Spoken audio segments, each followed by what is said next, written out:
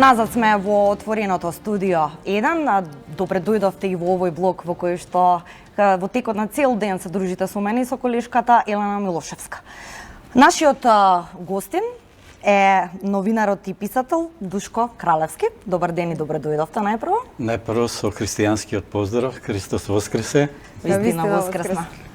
Така, драго ми е што ме поканивте. Јас сум прв пат во вашата телевизија, во вашето студио и ги поздравувам сите ваши гледатели и луѓе со добра волја што имаат трпение и љубопитност да не следат.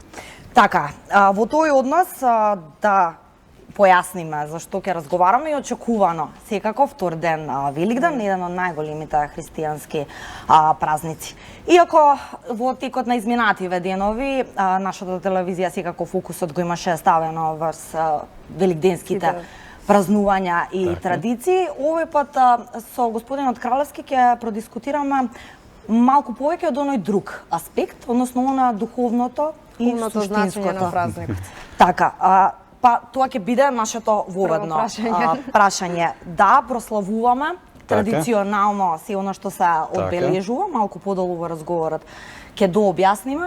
Меѓутоа, еве, според вас, вие исто така да напоменам за волја на вистината долги години се бавите со тематиката поврзана со верата и религијата. Така. Што е всушност она сршта, духовното значење на Великден, на великденските празнувања, или како што нели се кажува, Христос со воскресувањето, смртта ја победи смртта. Така. Јас како поет, како писател, како уметник, ги гледам овие настани од аспект на најголемиот драмски пресврт во историјата на човештвото. Така јас го гледам. Зошто така? Затоа што нели го прославивме Божик, Христовото раѓање, Богот, човек се симнува во човечко тело и нели истовремено станува Богот човек и сега тој после својата 30-та година почнува и јавно да действува.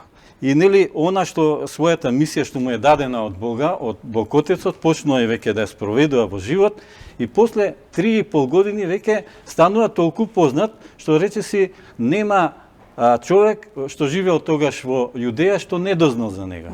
И има еден момент кога он, нели тоа го прославивме минатата недела, цветници, влегува во Ерусалим, качен на магаре, тоа значи како миротворец, како миролюбив човек, влегува во нели светиот град Ерусалим и најнаш огромна толпа луѓе го дочекуваат, затоа што доаѓањето на Месијата, на Спасителот, еврејскиот народ со векови и векови го очекувал.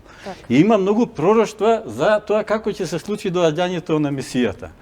И најнаш после тоа величествено пречекување на Исус во Ерусалим, доаѓа еден пресвртен момент во нели на страдалниот четврток е уапсен, во петок е нели суден, осуден и распнат на крст и доаѓа тој пресврт кој малкумина речиси никој не го очекувал, иако тој постојано тоа го кажувал.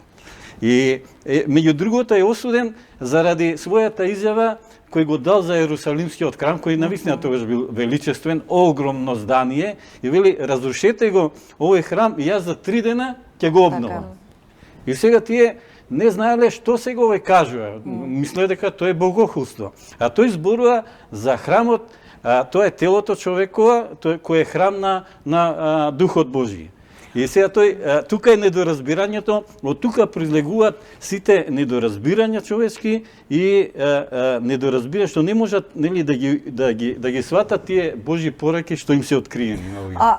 Тука ми се наметнува прашањето, ако зборуваме согласно се она што го има напишано и во Стариот и во Новиот Завет на Библијата, нели ние не можеме да знаеме, можеме само да веруваме, односно верниците. Сметате ли дека ако тогаш погрешно му се тумачеле зборовите и сите оние пораки кои што ги испраќал Исус, дали сега мислите дека во денешно време правилно се разбираат сите оние пораки? Ева во Библијата конкретно. Секако ова се однесува на верниците. Така, да ви кажем, во суштина луѓето се исти. Значи не ја разбрале пораката. Така, луѓето се исти, нели, низ вековите до денеска. ние во црквата што се дружиме на предавања, што одиме често нели ги дискутираме овие теми, дури јас често сум размислувал, неговите најблиски апостоли, 12 избрани тие поблиски, имало уште 70 што ги нарекуваат помали, значи имал избрани луѓе што би требало да го разберат. Меѓутоа, работата не само што не го разбрале, туку се исплашили и го напуштиле. Најблиските луѓе. Само единствен покрај него останал Јован Богослов, кој бил многу млад, имал само 17,5 години, неговата мајка Марија Магдалена и уште неколку жени. Значи, гледаме дека времињата се такви какви што се, меѓутоа луѓето не се менуваат многу. Има моменти кога нели луѓето се го поттикнати од духот во себе си, ја покажуваат својата возвишеност, меѓутоа има моменти кога заради страв или заради некои други причини паѓаат и не го изразуваат своето внатрешно битие така како што треба. И човечката природа е да, секогаш иста. и многу интересен да речеме е случајот со Понти Пилат. Значи тој и добро му кажува на Исус: имам власт да те ослободам или да те заробам или да те погубам. Значи ја имам таа власт. А Исус, како толку индиферентно се однесува, како да му е сеедно што ќе направи со него. Сега, работата и навистина имал добра волја Понти Пилат да го ослободи, зашто не гледал во него непријател на Римската империја. Меѓутоа, од друга страна, поттикнат од еврејските старешини, тогаш првенци, да не го осудуваме целиот еврејски народ, значи тие елитата, што му велат? Како влијаат на Понти Пилат? Ако го ослободиш, ти не си пријател на кесарот, на царот, на императорот. Значи ти си против императорот. Непријател. Да, и сега гледате, значи секој човек се ориентира според главната вредност. Иако он нели во тој момент има можност да го ослободи и сака да го ослободи, меѓутоа стравот дека ќе биде обвинет кај императорот дека ослободил некој непријател на империјата, придонесува он да донесе таква одлука, а после тоа на еден ритуален начин што не бил обичај кај римјаните, туку кај евреите, се ги измил рацете дека јас немам врска со оваа работа. Често нели во животот имаме такви луѓе, некој под нечим притисок ќе направи нешто што он не се согласува со неговата совест, после ќе рече ама тоа другите го бара од мене. Не сакам јас. Не сакам јас тоа да го направам. Вака, јас би прашала во однос на тој, ве споминавте дека тогаш луѓето можеби не ја разбрале пораката на Исус, еве ни денеска можеби да не ја разбираат целосно, но сепак и понатаму кога станува збор за Великден, еве луѓето палат свеќа, вапцуваат јајца, која е потребата тогаш од да се спроведат тие обичаи за Великден? Така, сега мене ме враќате негде на почетокот на моето образование, нели во прво одделение, сега нели тогаш ги учевме буквите од почеток, А, Б, В и така натаму. Имаше една лекција, се сеќам, Исо носи сено. И сега Исо носи сено, уште не ги знаевме, не ги употребивме буквите сите, туку имаше нацртано вила. И значи Исо носи сено со вила. Сега едно девојче, бидејќи претпоставам градско девојче, никогаш не било на село, никогаш не видела вила и не видела како се носи сеното со вила. И она, тоа вилата што беше нацртана е протолкува, Исо носи сено со вилушка.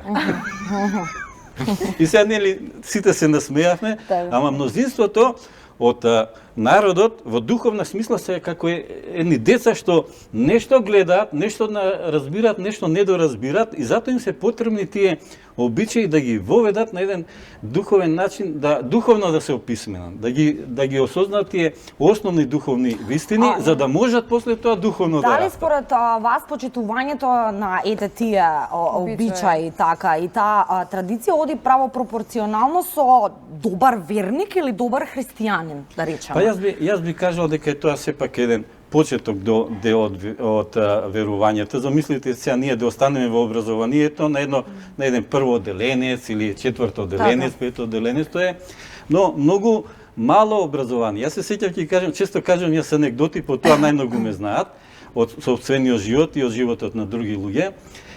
Прво одделение кога бев јас, ни зададе учителката задачи да нацртаме, да напишеме еден лист прави линии, еден лист коси линии.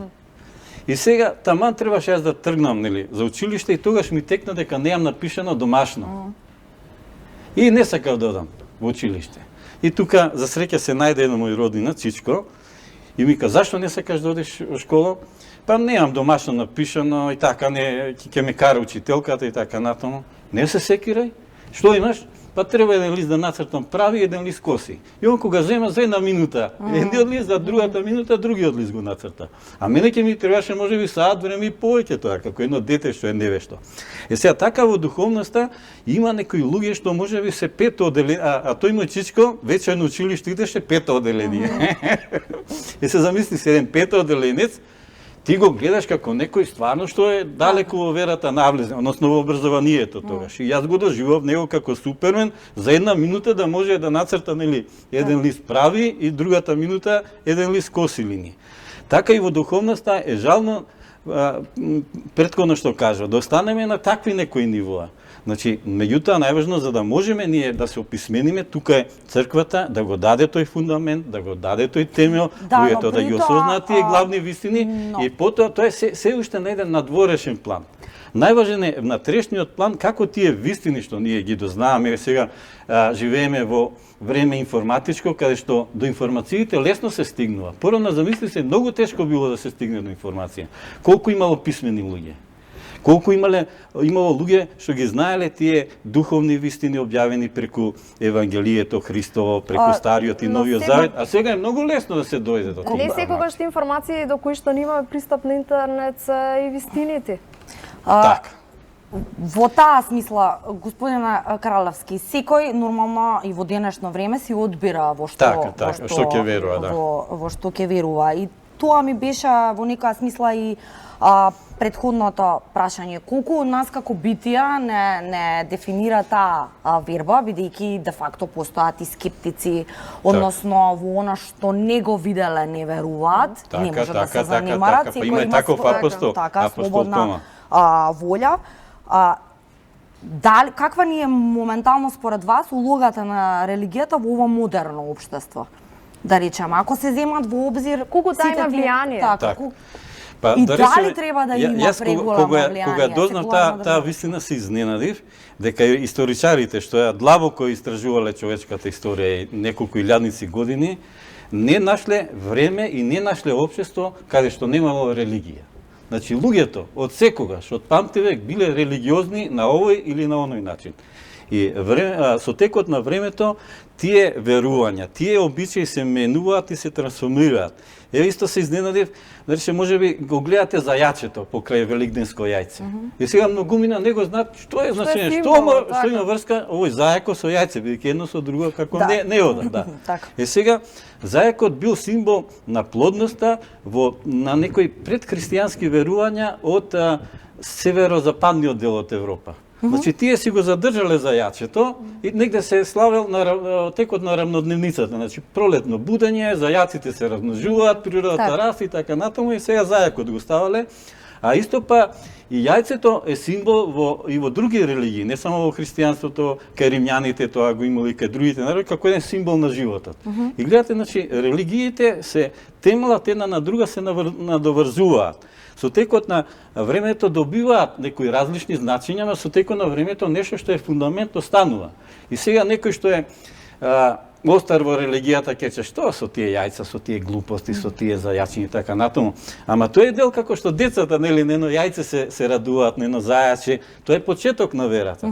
И на тој начин ние учиме да навлеземе во подлабоките вистини, оној што сака да истражува, нели ќе дојде до тие информации, меѓутоа проблемот е од информацијата да се направи трансформација. Ќе ви кажам една друга анегдота од мојот живот. Јас често ги посетувам духовните организации, ем како новинар и ем како верник, и во една таква црква кога дојдов после неколку месеци и двајца пријатели најдов таму, еден ми ка, кај си Душко, долго време те нема, а другиот малку посмешливеше. Абе Душко се знае, нема што да открие.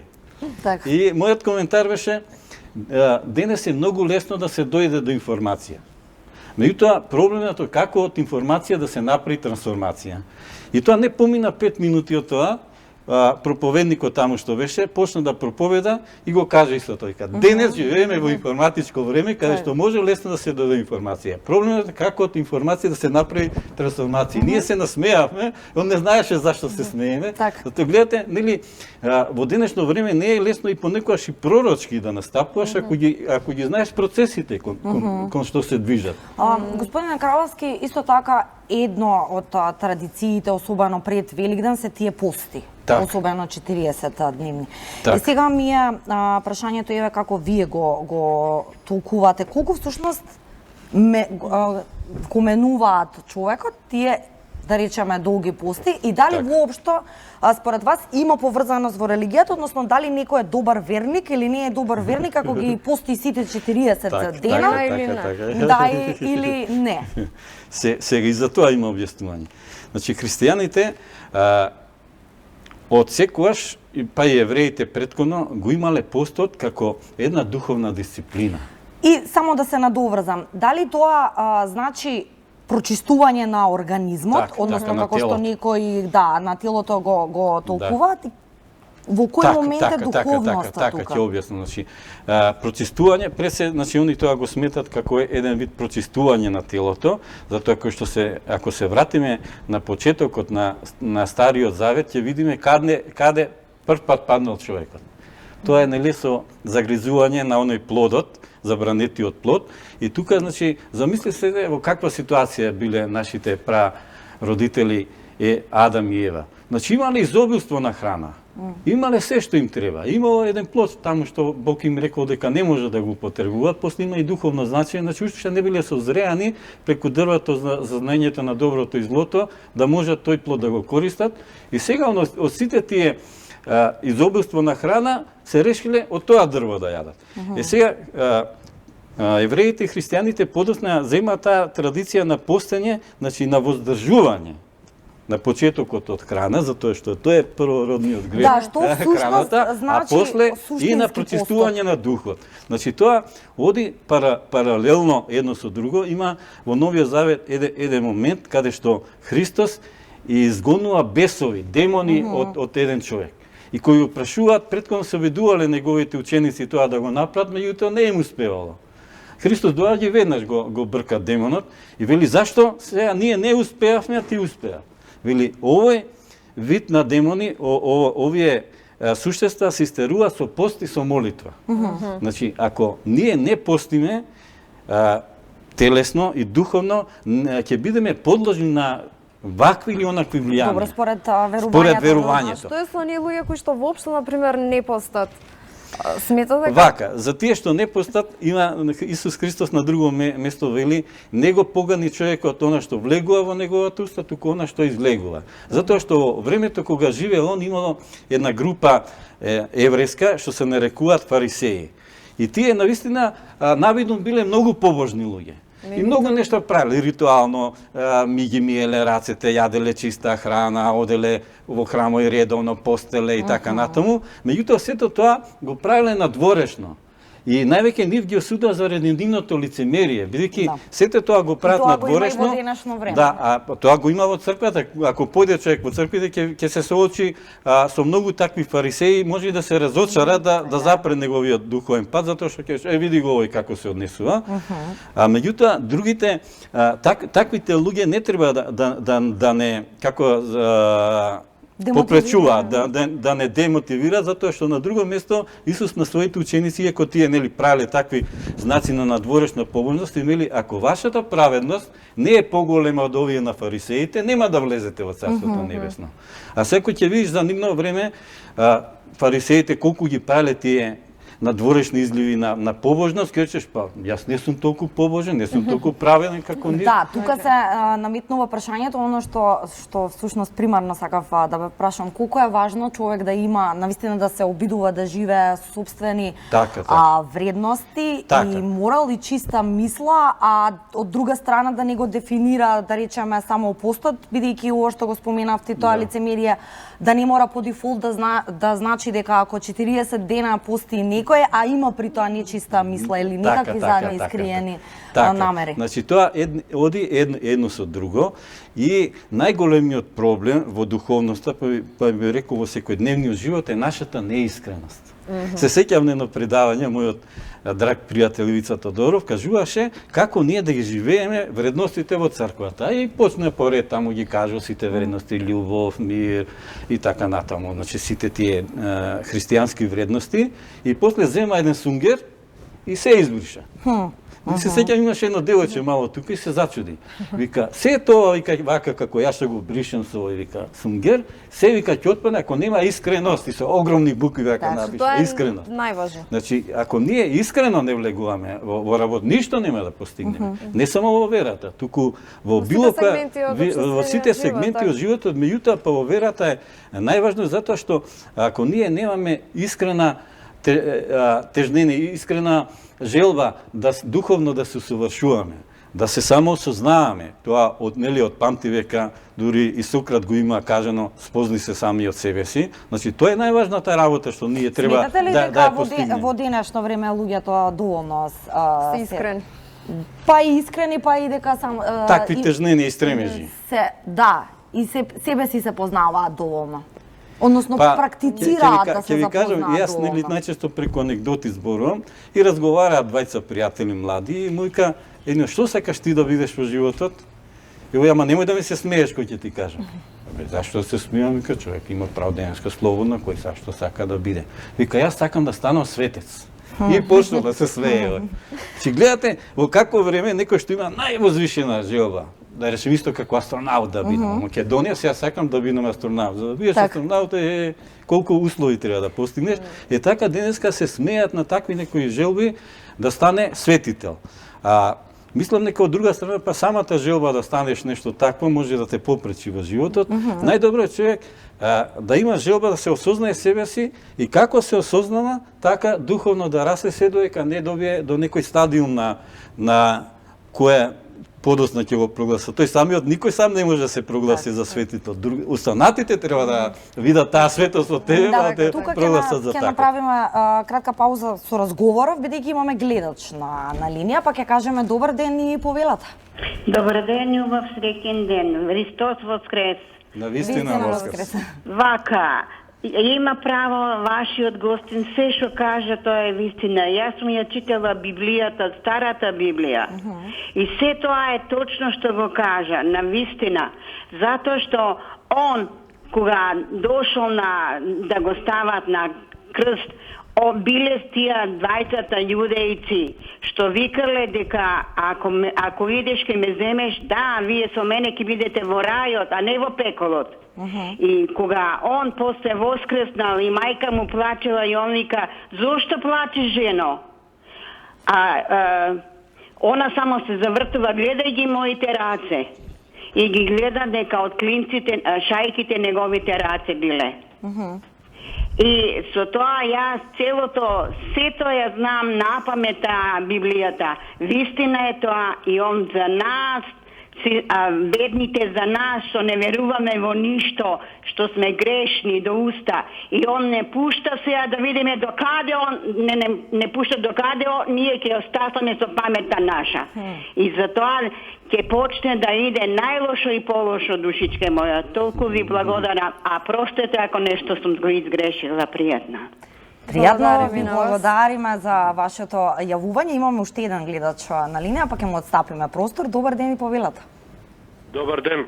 Да, во програма сте повелата. Прво да го честитам празникот на сите верници на вас во студиото. Благодариме. Исто и вам. Значи Христос воскресна, навистина воскресна.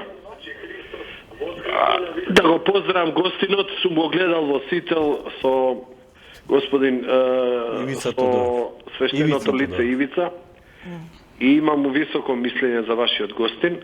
Прав човек на право место, на права тема. Јас би го прашал неговото мислење зошто кога ќе споредиме во Македонија православната вера многу малку имаме вистински верници во однос на муслиманите. Лес може да види преку посетата на, да кажеме, храмовите или они во џамиите, во секој петок има многу повеќе народ него нас, што не има за најголемите празници. Добро, сега може би не може така да генерализираме, би било неблагодарно да фаворизираме. Може ли да го прашам гостинот? Добро. Дај да повелате. Не ме прекинувај. Значи, тоа може да се докаже многу очигледно во петок во џамија и тоа само мажи и тоа се они многу малцинство во Македонија. Добро, тоа е ваш став. Го прашувам гостинот, не тебе. Добро. Господине, ќе ве замолам за малку подолично однесување во ред. Добро. Ќе одговорам. Јас би сакал да одговорам. Да. Јас би сакал. Првата гледачка еден важен момент истакна. Нели Христос е распнат помеѓу двајца разбойници. И едниот навиду тој од левата страна не кажува нешто многу страшно и многу лошо. Вели, ако се ти Божи син, спаси се себе си, спаси не нас. И сега некој што не е навлезен во верата ќе каже, па што сгрешил овој? Добро кажува, спаси се себе си, спаси не нас. А другиот му вели, зашто хулиш на Бога? А овој навидом не хули, спаси се и себе спаси не нас. Меѓутоа вториот дел, ние сме праведно казнети. Значи, ние кога добиваме некоја казна за некое свое дело, не треба да бараме спас од ваму и таму, туку да имаме доблест и храбро да се издржиме таа казна што заслужено ни припаѓа. А вели овој неправедно е казнет. Нема ништо зло направено во својот живот. И он во тој момент, нели, распнат на крст, првиот верник му е разбойникот од десната страна. Вели, сети се на мене, Господи, кој ќе дојдеш во Твоето царство. Значи, гледате каква верба овој до него име. Значи, заедно се распнати, заедно страдаат и овој веќе не размислува за земниот живот. Туку веќе размислува за животот од другата страна. Сети се на мене. Значи, во животот нема ништо случајно, тој разбойникот од левата, разбойникот. Ние секогаш можеме да се идентификуваме. Има еден Симон Киринеец, што навидом случајно се нашол на патот кога Исус Христос го носи крстот и бидејќи не можел да го изнесе, многу бил измачен и крстот бил тежок, го зема крстот на Исус Христос и го носи таму до Голгота. И сега кој е овој човек? Претходно нигде не се спомна, не бил Христов ученик. Случаен минуваш бил. Е сега навидом случаен. Ама се во Божјото провидение се доаѓа на свое место. Јас многу да речеме филмови имам гледано, нали, за животот. Исти се. Го пишуваат животот, проповедање, распнувањето и така. Меѓутоа јас би сакал моите колеги писатели, уметници да почнат да прават филмови за луѓето што се сретнале со него. Како е Симон Киринеец. Што се случило претходно, а што се случило после тоа? А Христос да биде само еден дел од неговиот живот во кој гледаме влијанието негово. Затоа што во црквата најголемо влијание имаат тие луѓе од сопственото искуство што имале средба со Исус Христос, иако тој не е во оваа наша димензија, меѓутоа негова во христијанството се вели он е жив Бог. Значи он е присутен живо во нашите животи ако му отвориме врата. И тој ќе не води и сите луѓе што доживеале таква средба со Исус Христос, понатаму има трансформација, односно преобразување во нивните животи. И затоа, нели, тие луѓе не мора да се многу присутни во општеството. Не мора да се, не знам, на многу јавни места како тие фарисеите што се молеле по минувачите, по крстосници и така натаму, се правеле побожни, кога постеле се намазувале и така натаму, да им покажат на другите дека постат, може би се негде во позадина. Ама важно е Бог да биде присутен во својот живот. Масовното присуство на одредени настани исто е проблематично. Е сега да речеме за Великден. Многу луѓе се собираат, може би многу повеќе колку што овие муслиманите се собираат секој петок кај нив. Не е тоа мерило. Бог не можеме да го импресионираме со нашата бројност и со бројки, туку со отвореноста на нашето срце да го примиме. Треба ли воопшто да се прават такви паралели? Да, сите религии се веруваат во нешто, односно акцентот е ставен и дали треба една да е да преовладува на другата или да бидат дали воопшто има потреба да се прават? Па, да речеме, мене тогаш мене лично мислам и на духовните луѓе ниту ми пречи, па ниту ме импресионира. Тоа присуство или не присуство во храмовите. Мене може да ме импресионира некоја животна приказна. И како поет, и како писател, и како верник, во кој ќе осознам некој дел од нечи живот. А инаку, многу често сум присуствувал на верски расправи. Дали Христос вака, дали овој така. Еве да речеме муслиманите веруваат дека Христос не бил распнат на крст. Дека некој друг, Бог не дозволи. И пака има позадина, значи Бог не може да дозволи таков праведен човек да добие неправедна казна. А христијаните па обратно го има. Баш заради тоа што е праведен, а имало обичај кај евреите, ако некој стори некој грев, треба да земе едно јагне, чисто, значи без мана, и да го жртвува во Ерусалимскиот храм, и на тој начин гревот ќе му биде простен. Е сега, гледате Божјата промисла која е, значи го праќа својот син, така е нели според христијанското верување, да го земе гревот на целото човештво. И на тој начин да се отпати гревот, односно долго што го имаат луѓето претходно направени. Значи многу слична ситуација како евреите што го имале, ама сега е човечката жртва. Значи човекот Христос умира, е распнат на крст, значи телесниот човек, меѓутоа духовниот човек, божественоста се отвара кон сите луѓе што ќе поверуваат во него. Е сега, овие што не се уште, што го немаат достигнато тоа ниво, многумина ги осудуваат. А јас па на нив гледам како едноставно луѓе што се уште не се разбудиле. Значи секој си има одреден момент на будење во неговиот живот, а најчесто тоа се случува преку драматични настани. И јас не верувам дека постојат вистински атеисти. А многу мал е бројот оние вистински верници што до крај го следат Божјото учење, кај што не ќе можеш никаква мана да им најдеш во нивниот живот, тоа се само светителите го постигнуваат во некој дел од нивниот живот, и не целиот живот такви биле. Значи, мнозинството, огромниот дел од луѓето се наоѓаат во таа измеѓу релација. Значи, нешто веруваат, нешто не веруваат. Овој атеистот кој ќе дое во тешка ситуација, ќе видиш како верник преку ноќ ќе стане, ќе поверува, ќе почне да се моли за да излезе од таква ситуација. А овој што мисли дека е верник, кој ќе му дое некоја тешкотија, ќе почне да плаче, да се жали и така натаму. Што сум ќе гледа дека верата му е слаба, веднаш ќе стане малодушен. Значи, преку нашите животи ние сведочиме колкави верници сме, дали сме вистински верници или не. Споменавте дека посебно ве инспирираат животните приказни. Можете ли да одвоите некоја посебна? Еве да речеме една приказна што мене голем впечаток ми остави, како една иста приказна се повторува низ вековите. Таа се случила 100 години претходно на овие простори. Еден од тие турските великодостојници бил многу добар со народот, многу милостив бил. И на тој начин, нели, ги загрузил позициите на останатите бегови аги великодостојници, затоа што сметале дека они треба да се однесуваат строго, сурово, со страф и така да им се наметнува, и го опоменале да не го прави тоа.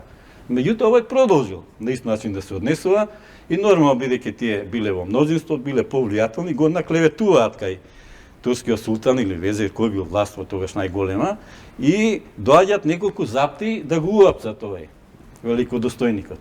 Меѓутоа тоа не било доволно само апцењето. Туку ги собираат луѓето што биле околу него, на кои им правил добрини, и велат: овој човек е непријател на царот, на султанот. Сите да го исплукате, да го навредувате, да го ударате, затоа што тој заслужува такво нешто. И се приказната продолжува. И сите луѓе на кои им правил добро, викаат, го плукаат, го удараат, од страв, нели, по закано за пиите. Да не им се случи истото. И сега, они, не било доволно тоа. Го земаат и го качуваат на магаре, ама со лицето свртен кон опашката на еден комичен и така да го исмеваат. И како што одел така, стигнува до едно мало мовче, по кое поминал еден човек. И овој го здогледува дека тој човек бил крупен, корпулентен, но дури носел стап во раката. И си мисля сега овој кој ќе дојде, кој нешто ќе направи. Муикат на тој великодостоинственикот турски, вика: подготви се, вика. Доаѓа еден голем човек, еден крупен човек, подготви се да види што ќе ти направи овој. Овој се свртал, го видел и вика: овој човек нема ништо да ми направи. Вие се зачуделе. И стварно го сочекале да помине и дошол и веднаш му се заканува, вика, овој непријател на султанот, така на чистата приказна, а он не ги послуша, туку дошол до него те поздравувам тебе, добар човеко, му рекол. И бидејќи били изненадени, немале време да реагираат, тој си заминал. И сега им било чудно како овој знаел дека овој крупниот човек со стапот нема ништо да му направи. Или како знаеше? И он им одговори, па ништо добро во животот му не ја направено. Гледате каква иронија на животот. Значи, на овој што им правил добро, му возвраќа со зло, а на овој што ништо добро не му направил, нели е на еден така со почит се обраќа кон него. И сега јас тука ја развив приказната зошто овој така се однесува. Затоа што го гледал овој големиот човек како достоинствено оди. Не бил, знаеш, како од неговите тие обичните луѓе подгрбавени, исплашени и така натаму, видел дека овој човек е стамен, дека нема да потпадне под влијание, било чие. Дури ќе го направи спротивното од тоа што ќе му кажат. Исто и крајот на приказната исто ми интересен, или ќе го однеса, се знае крајот на приказната кој е. И сега во последниот момент од неговиот живот, на што ќе се сеќава? Дали на овие што го плука, што го навредуваат, или на овие што му се поклони? Значи секогаш имаме избор, Бог нема да не остави само со темна приказна или само со светла приказна. На кои моменти ние од нашиот живот, како што Исус Христос на крстот рекол, прости им Боже, не знаеш што прават, дали ние до тоа ниво на духовност, на духовна зрелост сме стигнале и на луѓето што ни прават зло, ние само добро да им посетуваме. Тоа е инспирацијата. Имаме гледач на линија, тој ќе биде нашиот последен, да му отстапиме простор и се враќаме со разговорот завршна поента. Добар ден, повелете. Ало, добар ден. Да, повелете. Христос воскресна. Вистина воскресна. Би сакала да ве прашам, пошто јас по здравствени причини не можам да постам, во консултација со отецот, исто ми е дозволено јадење, мислам, на млечна храна барем, не на месо. Колку грешам или колку е дозволено тоа ме интересира да ми кажете, мислам, гостината ако може. Благодариме за вашето прашање. Благодариме. Тоа е едно од најчестите прашања што верниците го поставуваат. Иако искоментиравме, меѓутоа и да. Интересно да ние да дознаеме како овој пост од 49 дена, нели 7-неделен, цело време нели на таа постна храна, зејтин, не зејтин, риба, не знам така натаму. Овој пост го практикувале монасите во манастирите. Ама таму сите живеат на тој начин и сите нели во иста кујна се хранат. И не било воопшто проблем, нели, одреден број денови, тоа поголем број денови од годината се постни, да знаете. Да ги испостат. Бејќи, нели, како другите прават, така и ти. И сега проблемот е што ние живејќи во овој вако свет има некој во семејството пости, некој не пости, некој може, некој не може. Значи, затоа тука се духовните раководители, односно свештениците, не може да му се одреди ист пост на некој повозрастен човек стар, на некој во средна возраст, на дете, некој духовно напреднат, некој не толку духовно напреднат. И значи тие работи се решаваат поединечно со секоја личност. Па еве господјата кажа во консултација со и тука не треба она да си има чувство на грев или едноставно секој според собствената сила и една од најсилните пореки што Исус Христос ги дава, секој кој сака да биде мој ученик, нека го земе собствениот крст и нека оди по мене. Така е. Во ред, само уште кратко за крај, бидејќи треба да ја привршуваме емисијава, морам да ве прашам во тој однос ваш коментар во пресред сме на доаѓањето на папата Франциск. 7 мај. Така, 7 мај. Што значи тоа за христијаните во глобала? Пораките, генерално знаеме поводот, неговото мото. Така. Значи јас уште претходно кажав дека често ги посетувам духовните организации, црквите во Македонија и многу пати сум бил во католичката црква и за Божик и за Великден на предавања. Имаат они многу интересни концерти, приредби, случувања, така значи јас немам одбивност кон ниедна верска група, кон ниедна црква и така натаму, и сите луѓе што се со добра волја се добро дојдени во Македонија. И така што и папата Франциск што е дојден, тоа е големи напори се вложени за тој да биде тука. Сега има христијани, православието тие зилоти се нарекуваат, што се многу строги кон верата, што едноставно многу строго и многу ограничено гледаат на работите, ќе се што бара тој овде, ние сме православни, тој е католик и така натаму, меѓутоа сепак треба да бидеме ние со отворени срца. Секој што со добра мисла и со добра волја доаѓа кај нас, треба да го прифатиме гостопримливо. Ние македонците уште од времето на апостол Павле сме по тоа познати дека сме со добра волја и ги прифаќаме сите останати луѓе со добра волја од целиот свет. Така и на папата Франциск му посакувам се најдобро во Македонија, на луѓето што ќе бидат на тој собир им посакувам нели да ги фатат тие духовни поенти што тој ќе ги каже. А најважно е нели тоа да биде инспиративно во нашите животи. Тоа е суштината, мислам, на секое учење, па и на христијанството. Да бидеме ние, има верници што фрустрираат, уште ова ќе го кажам. Значи со сопствената вера, со сопственото однесување тие ги фрустрираат останатите. Било верници, било неверници. Има верници што информираат. Значи ги кажуваат тие основни работи за верата, што се и верници што инспирираат. Се надевам дека папата Франциск и другите луѓе што ќе присуствуваат и они што тоа ќе го прифатат, се луѓе што ќе инспирираат, за да можат да продолжат нели со духовниот живот така како што Бог сакал и така како што ние сакаме нашиот живот да го уредиме според Божјата волја. Ви благодариме, ви за истрпните одговори. Се надеваме дека всушност на гледачите еве и објаснивме подетално во однос на тоа што е духовното значење на Великден. Така. Време ни е тука да се одјавиме. Така, Елено. Така е, значи, со мене со Јана се гледате повторно утре, во продолжение следува блокот забавни емисии, односно музичкото шоу Звезда број 1. Да, и да напоменаме да не го пропуштаат специјалното великденско издание на авторската емисија Лица со Анита Кочишки, гостинка, вице-премиерката и министерка за одбрана Радмила Шекеринска. Така.